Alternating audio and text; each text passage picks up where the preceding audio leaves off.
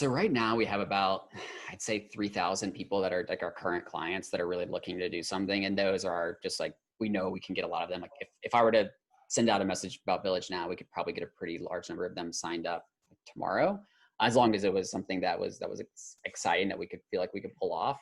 And then we have a really big email list as well that we can reach out to. I won't give that exact number, but it is like, we have a lot of people that we can potentially, reach out to. We just need to give them something to do. That's really been the pain point. And now one of the main things that we need to find is the infrastructure to make that happen. Like we've fallen on Village. We found a lot of good co-working spaces. We haven't found that housing play yet. We found like 1 or 2, apartments. That's okay. We found 6 bedrooms in a neighborhood. Great. But like we really need to find is 30 or 50 bedrooms in a neighborhood, at least to start. And preferably we'd love to grow that to 7,500, potentially 1,000 bedrooms in that neighborhood. So we really just need that first, even if it was just opportunistic. Like we're okay with, maybe there's a building that's still under construction in some part. They want to open housing in, September, October. We'd be okay for just a 2-month contract to start. And then we can go from there. Hello, everybody. Christine here with Kndrd, another episode of the Co-Living Code Show. A quick few reminders. We do have our weekly co-living open forum on Zoom every Wednesday. Feel free to reach out if you have questions. Separately, we are giving a month free of Kndrd to kind of test it out on a trial basis. If you reach out to our team, we could see if you qualify for that. And we are onboarding a lot of people right now that have been patiently waiting, so that's exciting. So let's launch into this week's episode. We've got Will, the VP of Operations with Remote Year, and he was their first hire. He's been there since day one. They've been around for 5 years, believe it or not. I've actually had friends that have traveled along with them, and now they're launching Remote Village here in the States because obviously international travel might be on hold for a little while. So they got creative, really cool idea. They're looking for cities right now, and they're looking for real estate partners. And so let me read his bio and then we'll launch straight into the episode. So Will built up Remote Year's international infrastructure over the last 5 years. With COVID making timelines for international travel questionable, he is now looking to start expanding into the US with Remote Year Village. And with the Village, you can join a community of remote working professionals living out their best lives. You can stay for a month, a few months, a year, or as long as you'd like. For one fee, you get access to housing, workspace, community events and activities, and a life-changing experience. We had a great talk. I talked to him a few weeks back for the first time. So enjoy this week's episode. Okay, so this week, you guys, we have Will from Remote Work. He is actually the VP of Operations. We had an amazing chat last month, and I was like, you have to come on the show. You guys have been in business. Well, first off, welcome to the show. Thank you. Great to be here. And you guys just had your 5-year anniversary, right? Yes, our inaugural program launched 5 years ago yesterday, actually. So this is very timely. Congrats. And like I mentioned, when we chatted last month, I've had really good friends do Remote Year. They loved it. I think they did the 3-month program. So I would love for you to kind of explain exactly what Remote Year is and how you guys got started. Yeah, sure. So Remote Year started, our initial flagship product was a year, Remote Year. So what we would do is we would take people on a year-long program. They would go to 12 different countries throughout that program. So our typical year-long would go to like 4 months in Europe, Africa, 4 months in Asia, and 4 months in Latin America. And Remote Year takes care of all the housing, all the travel, so the flights, buses, whatever that might be, the experiences, and you have local teams and a community manager on the ground with you. And then you're with just a really cool group of people while you travel as well. So we did that for a couple of years. Then we started branching off and also doing 4-month programs. And recently, I guess last year, we started doing 1-month programs as well, something we called destinations. And those were going pretty well. And then COVID hit. So we're looking to pivot a little bit. No, and let's talk about that, obviously, because that's a hot topic. And that's another reason why I'm glad you came on this show. Obviously, travel is getting hit the hardest. So I definitely want to talk about your guys' pivot into kind of what you're doing. And you guys are US based, right? but yet you guys do not US travel. Exactly. Yeah. We're technically headquartered in the US, but no one really lives in the US. Like I actually live completely internationally. I spent 95% of my time outside the US, and I just got caught in the US during COVID. So I'm actually in the US now too. So it's been a fun change. So we still want to do our international travel program. We just don't know exactly when we can do it. There's just a lot of risk and speculation, and we have a lot of people that want to do something. And we know just after talking to our safety advisors that domestic travel is going to open up before international travel. By domestic, I mean in the United States.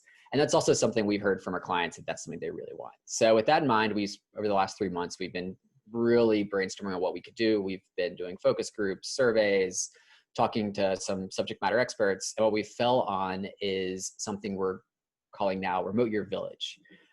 So it's similar to Remote Year, but also different. The concept is come and stay in your village for 1 month, 2 months, 3 months, a year if you want, and enjoy the community. Remote Year is going to take care of your housing, your co-working. You're going to have your experiences. You're going to have a community manager, and that's mainly the main concept. And we really fell on that because, well, for a lot of reasons. But one thing that really stood out for us when we surveyed people, more than 50% were either living with their parents right now, or they were living alone and wanted a change.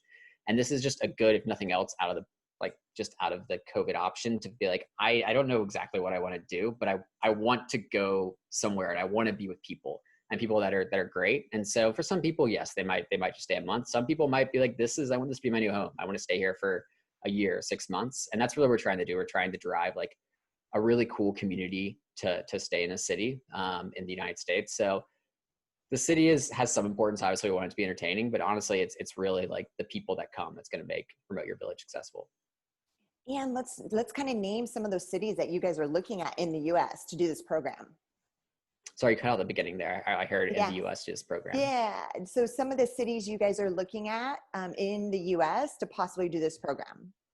Yeah, so we started the really wide net, which has been a little exhausting because the US is really big. When we worked internationally, it was actually a little easier to be like, oh, I'm going to find a place in Spain. And it's kind of a short list of cities. The US, it's like, okay, 50 states, thousands and thousands of cities. Where are we going to go? So we're not completely set on these places so far, but really the places that we've have on our short list now are Austin, Texas. We're looking at Boulder, Colorado, Charleston, South Carolina, Nashville, looking at New Orleans a little bit, and Raleigh as well. Actually, Tampa, we're still looking at a little bit too. So that short list is still a little long, as you can tell. But also, if we get a lead in another place, we're following that really heavily. We're planning on launching 2 of these as pilots in both August and September to start, but we want to keep launching these. So those cities are more near term, but also if there's another city that we could launch in 2021 or even later in 2020, we'd be open to that as well. So everybody listening or watching the show, you guys heard it. If you guys, we actually paired up, I don't know if I've mentioned on the show, there was a real estate developer out of Spain and they were looking to get into Helsinki, Finland. And, we did a show with them, the people, the operators that were looking to partner. And yeah, somehow they watched the show and they, they're already in conversation. So yeah, anybody Nice. Those cities you listed, maybe some other unique cities. And then what's the reasoning is it just too crowded? Like, I'd love to talk about like why you don't want to hit like the main cities, like New York City, Los Angeles, all the cities that everybody talks about. Yeah, well, a couple reasons. One, those are really expensive. It's like for us to get housing for 30, 50, 70, 100 people in New York City or LA is going to be prohibitively expensive. We're trying to keep our product in like a reasonable price range, kind of similar to Remote Year, which was around $2,000, $2,500 a month. We haven't landed on that exact same thing yet, but if we did New York, rent alone is going to fall at that rate. Second, most people that we talked to and surveyed have said they're looking to get out of those major cities and looking to just either go to a small city or more of a nature vibe. That doesn't mean we're not open to a big city. Actually, Chicago is on something we're still looking into as well. One thing we are really looking at in our city is something that's walkable. And I guess that's more of our neighborhood than our city, but we want to make sure that wherever they do live, which can be an apartment spread out, it could be in a big building, they have something they can walk to because they're going to be traveling from another state, potentially another country, and they're probably not going to have their car. So yes, they can Uber places, they can do public transport, great. But they're going to want an ecosystem. They can walk out, get a coffee, go to their favorite restaurant or bar. And then, yeah, if they want to go to their part of the city, they can grab an Uber. So that's really something we've been trying to match as well, as finding that right fit of like a great co-working space, amazing accommodations, and a walking situation between them. And when you say 2,500 a month, so that's like rent and that's the events. What else does it include? Yeah, so it's the co-working space. We probably have a community manager on the ground there that they'd be taking care of things as well. It would be some sort of events, potentially side trips. Probably some would be included, some would be an upsell. So for example, there might be one or two things we do within the city that are free, and then maybe you can pay an extra amount on what we call our marketplace to go on like a weekend trip to something nearby. But for the most part, that's what it is. And then like obviously your apartment would be completely covered. So that would be furnishings, utilities, all that. Nice. And then I know you guys have a massive database, a massive following. So maybe talk about that. Like how many, I mean, over a 5-year period, obviously, but it's still impressive because that's a lot of people that travel, digital nomads. Like how many on your list, and then how many members do you guys have? Yeah, so right now we have about, I'd say 3,000 people that are like our current clients that are really looking to do something. And those are just like, we know we can get a lot of them. Like if I were to send out a message about Village now, we could probably get a pretty large number of them signed up tomorrow, as long as it was something that was exciting, that we could feel like we could pull off. And then we have a really big email list as well that we can reach out to. I won't give that exact number, but we have a lot of people that we can potentially reach out to. It's just, we just need to give them something to do. That's really been the pain point. And now one of the main things that we need to find is the infrastructure to make that happen. Like we've fallen on Village. We found a lot of good co-working spaces. We haven't found that housing play yet. We found like 1 or 2, apartments. That's okay. We found 6 bedrooms in a neighborhood. Great. But like we really need to find is 30 or 50 bedrooms in a neighborhood, at least to start. And preferably we'd love to grow that to 7,500, potentially 1,000 bedrooms in that neighborhood. So we really just need that first, even if it was just opportunistic. Like we're okay with, maybe there's a building that's still under construction in some part. They want to open housing in September, October. We'd be okay for just a 2-month contract to start, and then we can go from there. No, and I love how creative you guys are getting, right? During this unique time, you guys are like, okay, we need to, do something a little bit different. So you have 30 to 40 people, that could take a space, temporary or long-term. What's your average? Again, I know you guys switched the model. It was a year, like a whole year stay when you guys started. So what's the shortest term you guys are going to offer? So for this Village, it'll be 1 month. That'll be the shortest people can stay. So if we were to say, let's say we did a program in a city, and let's say we start with a 2-month pilot, which is something we might do. Let's say we do August, September as our pilot. So for that, maybe we have 50 people signed up in August and 50 people signed up in September. Maybe like 20 of those people actually signed up for both months. So 20 people would stay, and there'd be a new 30 that would come in September. So it's really be a mix of people coming and going, some people staying. We do, like, the biggest aspect we're going for is community. We think that's our biggest draw. Obviously, we are making an infrastructure play. Moving to a new city is a pain, so we want to make that easy. But I think always the main value prop for Remote Year is you get to meet this amazing community that you're going to be friends with for the rest of your life. And then, I'm thinking in my head again, and we've mentioned a bunch on the show that we think hotels, there's gonna be a lot of distressed hotels. Would this be something that you guys could come in, take over? Like, do you ever furnish and like take over a building? We did do that in the past. We did a lot of things crazy with Remote Year. One time in Bolivia, actually, they had just implemented and we were on the pause for a couple months. And they just implemented a new law that basically didn't allow a tourist to rent a bunch of the rental apartments. So we lost about 40 of our bedrooms in the pause. We had a group of 60, 70 coming. So that was about a month before they got there. So I flew down there. Everything was taken because there was a big soccer tournament going on that one of the weekends we were there. And there was this hotel that was, I don't want to talk too much about it in case someone from the hotel listens to this, but it needed some work. So we actually redid the entire apartment. We redid their lobby, redid all the rooms. We hired interior designers. So like we're definitely open to getting creative on anything. Ideally for this first pilot, it's already furnished just because there's not much time. Like I said, we want to get this off the ground in August and September, but we are definitely open to getting as creative as possible. We built our own co-working spaces. We actually had 3 throughout the world that Remote Year owned at one point. But yeah, it's we're open to anything, but we want to make sure we can get it up pretty quick. Awesome. And then you've been there since day one, right? Yeah, I was, I guess technically the first employee. It's been, our inaugural program was about 5 years ago, but I've been around for about 5.5 years now. And then you guys scaled up to how many team members across the world? Yeah, I guess it was around close to 150-ish, part-time, full-time, before COVID hit. Now, obviously, we've scaled down considerably during this time. We hope we were able to hire back most people once we're able to resume international travel. But yeah, we had at least two city teams in all of our cities, and they were all amazing. And that's something we'll be looking for in the U.S. as well, is at least some sort of community manager or city team to have on the ground there. And then is there an application process? Like, how are you guys curating this community? Good question. So we're still working on exactly how we're going to do it. We're definitely going to push first on our current community. We know they want to do something. They're going to have the first priority to get in. And then from there, we have, I guess, our people that have already done remote year, who we call our citizens. We have our people who were signed up to do a future remote year program, and then that program got postponed because of COVID. So those are our remotes. And then we have like our potential remotes, which is our bigger email list. So I think it would probably go in that order of citizens, and then citizens and remotes would probably get about the same priority, and then we'd see how that fell, and then we'd probably start reaching out to our email list, and then decide if we want to do additional marketing or not. And then the additional marketing, if we did that, obviously there would probably be some sort of screening process to make sure that they were a good match for the community. Do you have like questions you ask? Do you guys get them on a video interview?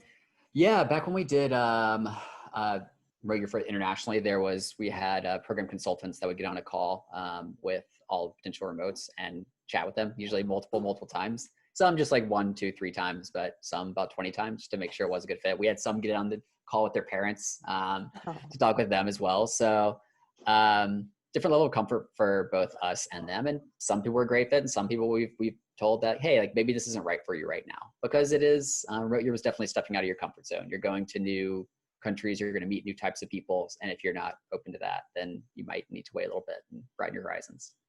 And, that's what's so cool too, is that you guys have those community leaders in those cities. I'm sure it's their first time in the city. So they really get to learn the city and kind of not the touristy parts, correct? Yeah. So remote year initially started, we didn't have that, which was, it was basically me trying to do it. I did not do a very good job of it, just to be frank about it. I think hiring our city teams really evolved our product a lot. They're all amazing people. Every year I would travel to all of our cities just to basically hang out with them and help them out as much as I could. And I always had a great time hanging out with them. But that was also like one of the biggest value props I think our clients saw in remote year, is they had friends and they got in the city. It's not just someone that's going to organize an event for you. It's someone that's going to like go out with their friends and invite you. They're in a wedding and invite you. Like it's a very authentic experience that they're giving them, not just like the typical, like, go to this temple and see this, take a picture. Yeah, put it on Instagram. So I know you travel the world. How many countries have you been to, roughly? Oh God, I haven't taken track.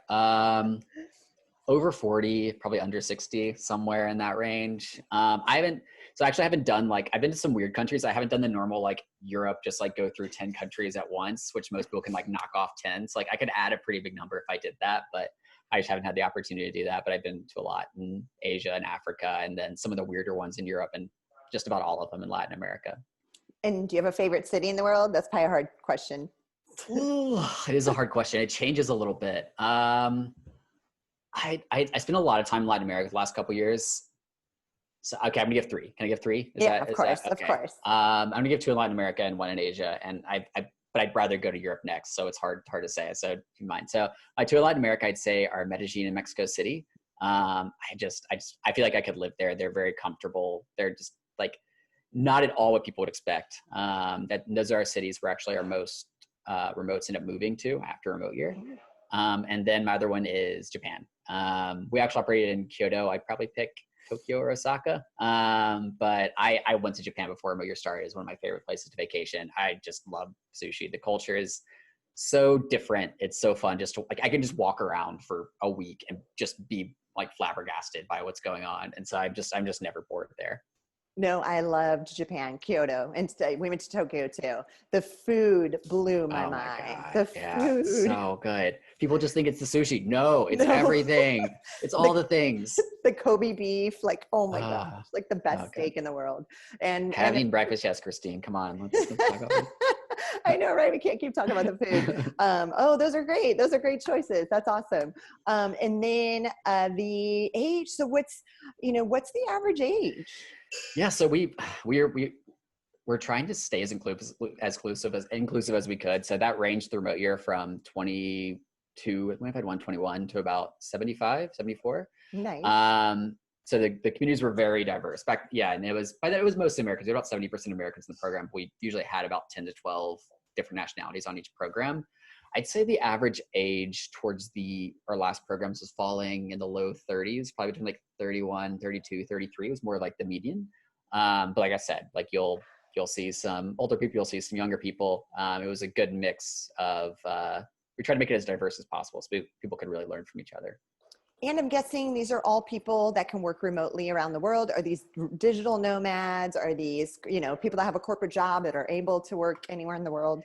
Yeah, I guess I'm not 100% sure if remote year and village are going to have the exact same type of people, but I'll first say with the people that did remote year, it was, yes, all people that had some sort of thing they could do to work remotely. So you could be a freelancer, you could be a digital designer, you could be writing a book, you could do really anything that you can do from a remote position. And some people were working, 80-hour weeks. Some people were working more 20-hour weeks. So it was very diverse in that.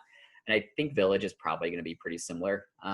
Some people are just in different times of their lives as some people. Some people are going to be in that hustle time frame where they're trying to make that new position. And some people are going to be more of like, I'm just looking to chill and move to a new place. So we do want them all to come with something they're looking to do in their lives.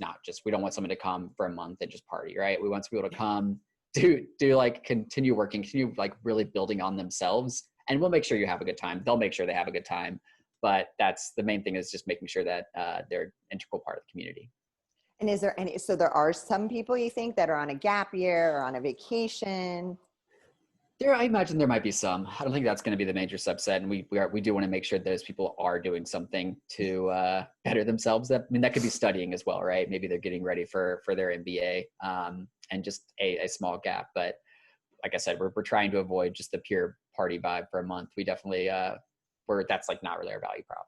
No, that's great. No, and that's what's appealing to it, right? So, people can kind of work together, motivate each other. It's probably pretty inspiring to be around like-minded people and diversity.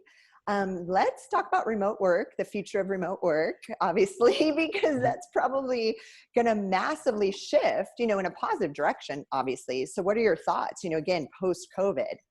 Yeah, I've been a fan of remote work, obviously, for a while. Our Cold company has been remote since we started 5 years ago.